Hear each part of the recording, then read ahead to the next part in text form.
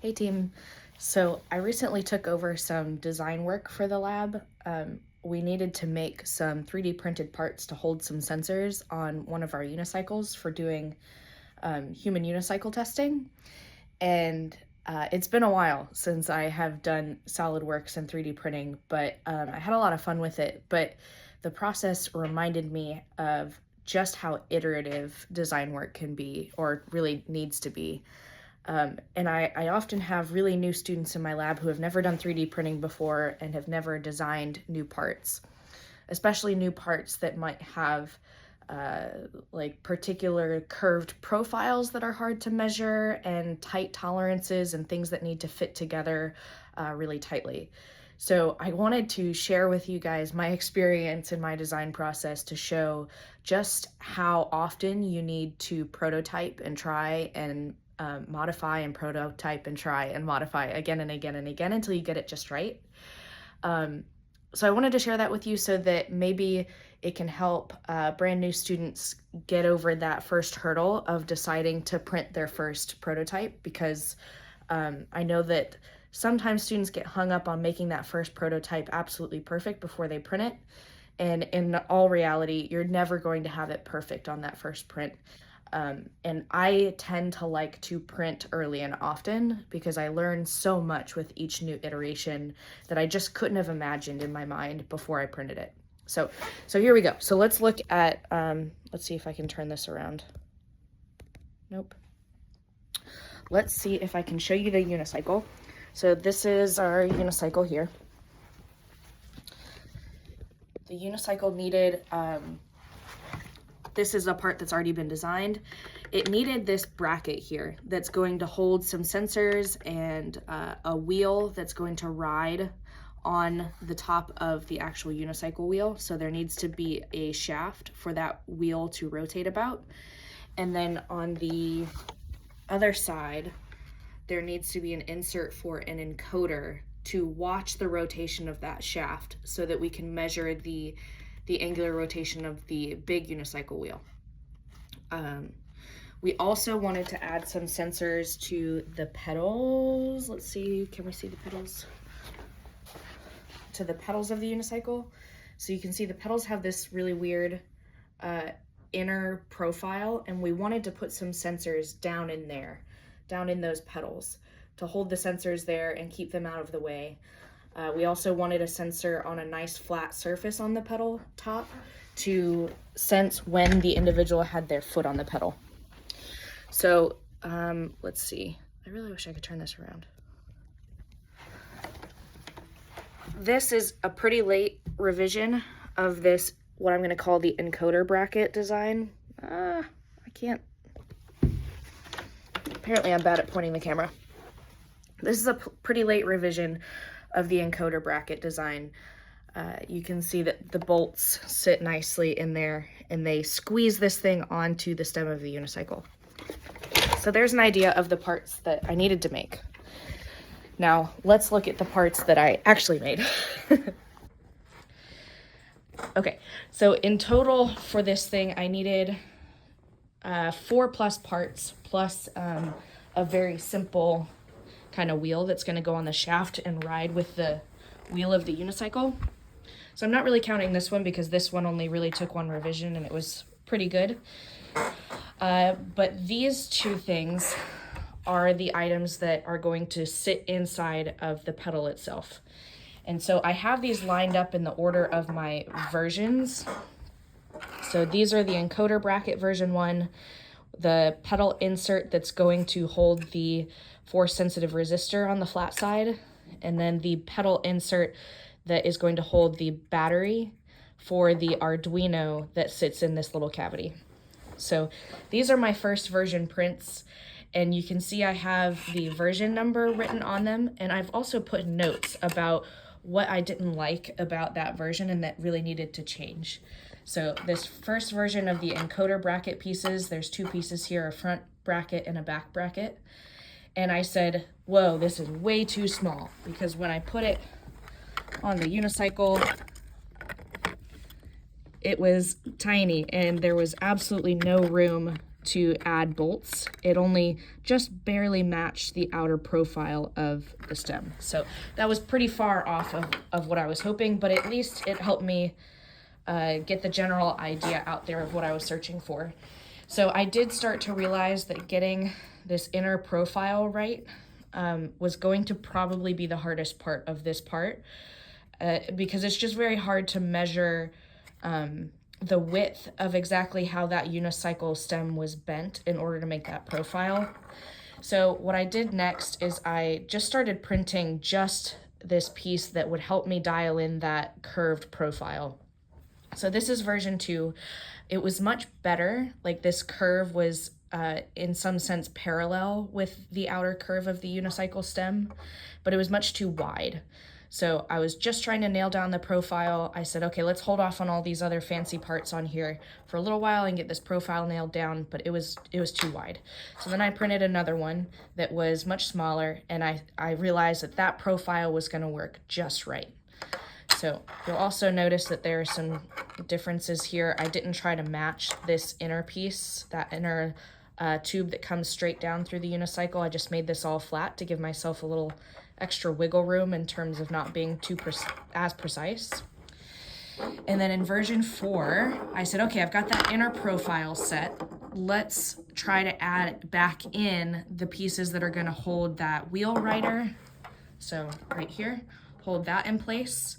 And let's see if we can get the holes arranged for clamping these two pieces around the unicycle.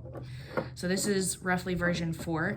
One thing I noticed is the holes for the bolts were too small. The bolts didn't slide freely. They really wanted to catch on the threads. So I marked that those were too small on both pieces, and those needed to change.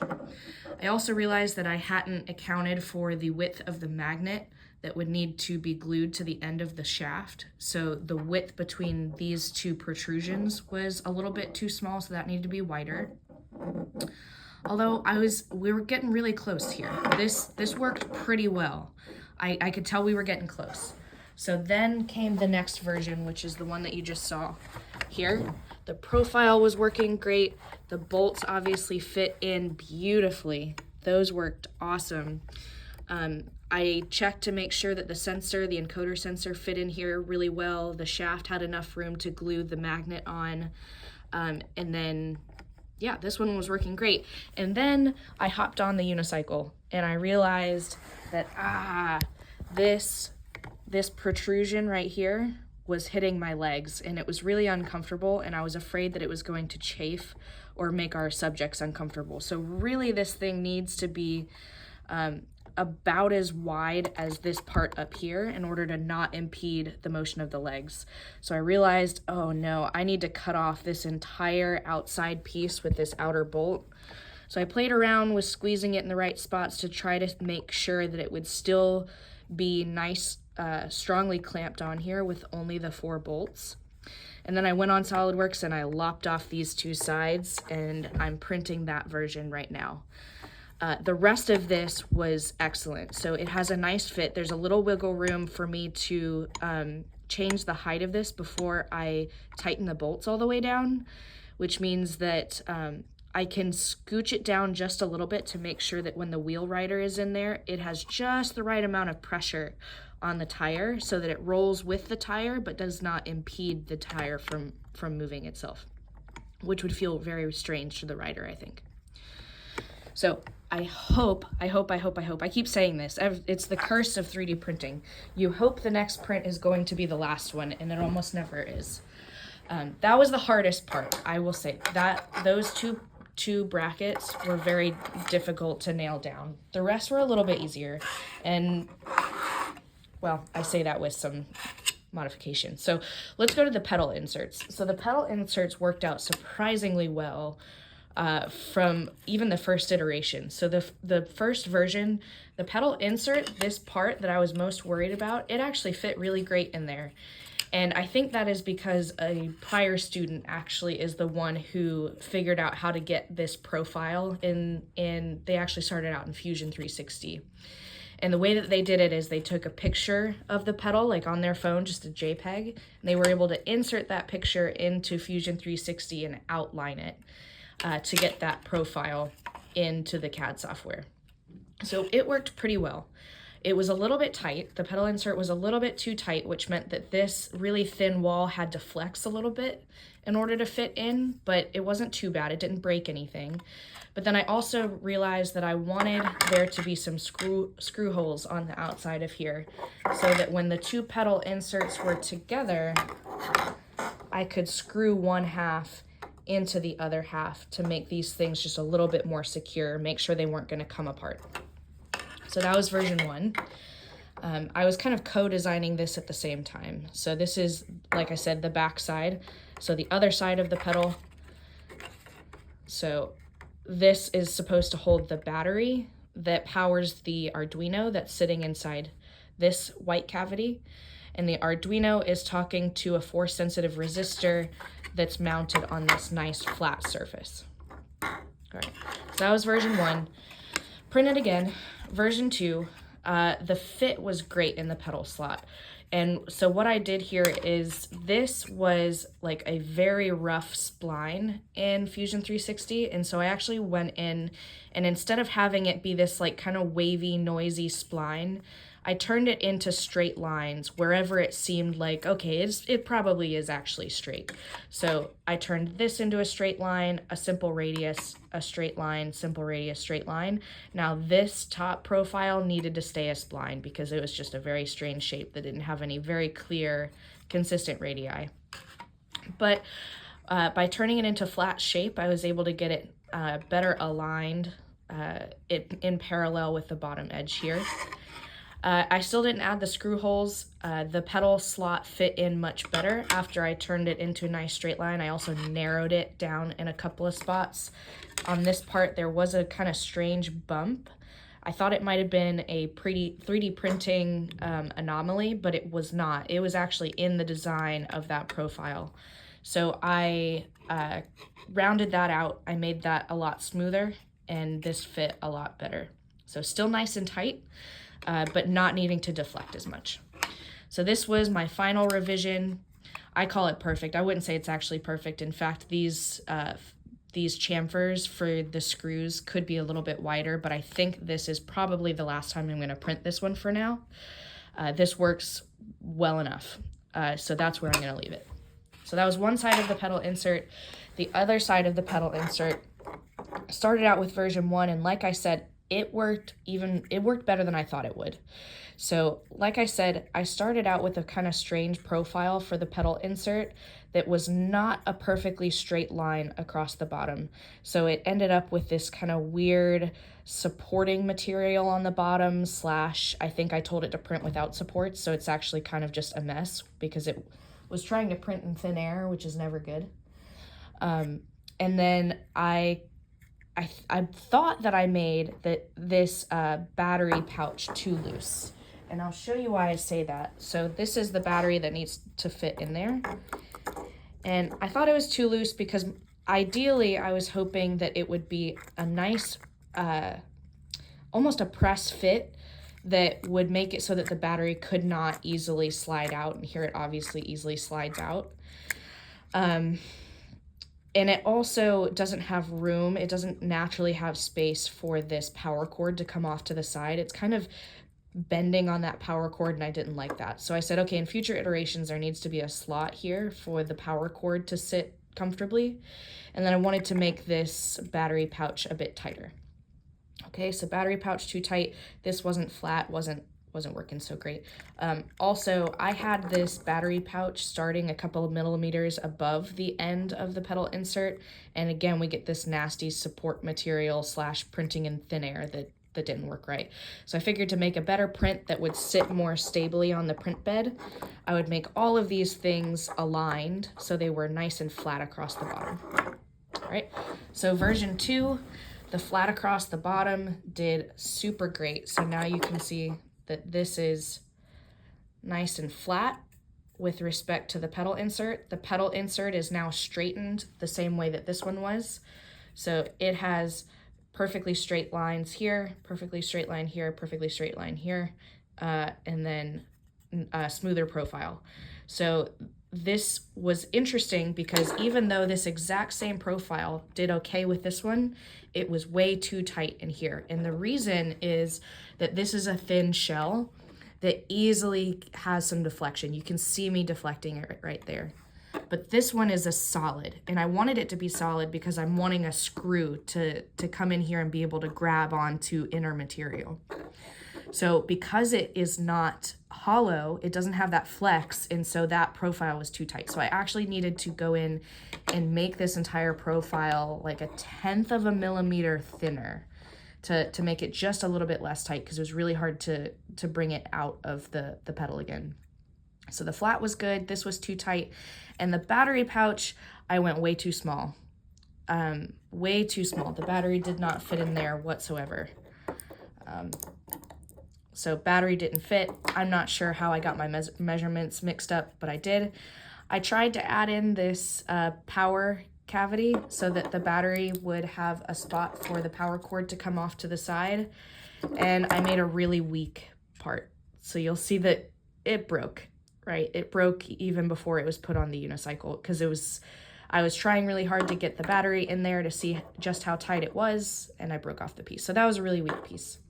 So I decided I would probably try to fix that in different iterations, but I wanted to nail down the battery size, the battery pouch size. And again, I still didn't get it right because I didn't remeasure the battery. So I printed it again on version 3. I narrowed the pedal insert. That fit perfectly on this version. The flat part still did great, made for a great print on the 3D printer. But the battery pouch was still too small. And so I remeasured the battery again, and I realized it's actually hard to see, but this top part is a solid amount wider than the bottom part, which is unfortunate. So it basically means that if I want to make this, the pouch, a perfect rectangle, it's always going to be loose on the bottom of the battery and tight at the top. So I decided, okay, that's probably fine. What I will do is we will just make maybe a fabric or a rubber band strap that will go across here to make sure that the battery can't come out once it's inside and it's settled down. So I enlarged the battery case back up to roughly the version that it was here, although keep in mind that these back parts had been modified and kind of polished over time. So the final, again, hoping to be the final version of this part is also currently on the printer.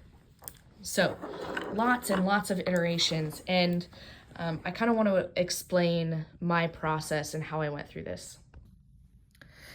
So I went through quite a few iterations, and I did that on purpose because when things have to be very tightly fitting together, especially between a part that you designed and a part that you didn't design. So here with the pedal inserts, I didn't design the pedals of the unicycle. Someone else did, obviously, and we bought that from a separate manufacturer. You just have to try and try. And honestly, in the grand scope of things, 3D printer filament and time on a 3D printer, especially if it's your own or your lab's, that's cheap. But your time in the design process is not cheap. So paying someone's salary to sit and hum and haw over a design over and over before printing is more expensive than to just print, get it wrong, print it again. The one thing that is hard, though, is that printing takes a lot of time, especially if you have a small printer or you need to share that printer with other groups. So my process is that I will usually try to get a revision on the printer as I am leaving for the day, so that it is printing overnight. Now there's some risk to that. Obviously, the print could go bad, it could fail in the middle of the night, and you don't realize it until you get in. But in general, I find this to be a pretty efficient way to do things. So I get a design on the print bed overnight. I come in the next morning, I get my prints off the bed, I test them out, I find out where they worked and where they didn't work, and then I will make a design revision first thing in the morning, and I will try to get the next revision on the print bed again that morning. And then If it is a small enough part, sometimes it will be finishing up by the afternoon, and I can even do one more iteration of prototype in that same day if it's a small enough part. So if it's a small enough part, I will go get my print in the afternoon, do it again, test it out, see what went right, see what went wrong, fix it, get it back on the print bed before I leave for the day so that it can be printing overnight. If it is too big of a part, sometimes it'll be like a 14, 15-hour print.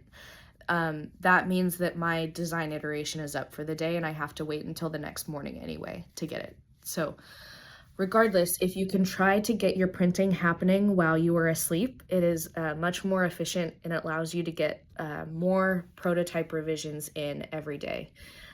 Every time you make a revision, you learn something new, you fix it, you try it again, get it back on the printer. So this is my design process. It's taken me, let's see, about 2 weeks to go through all of these revisions, printing and all. So I'd say pretty quick. We're very closely honing in on the part that we want. I think I will have a print done. If I stay late tonight, I can get it off the printer, but I will have to pick up Avery from daycare. So probably tomorrow morning, I am hoping that we have a final version. All right, thanks. Hope this helps. Enjoy your design process. Bye.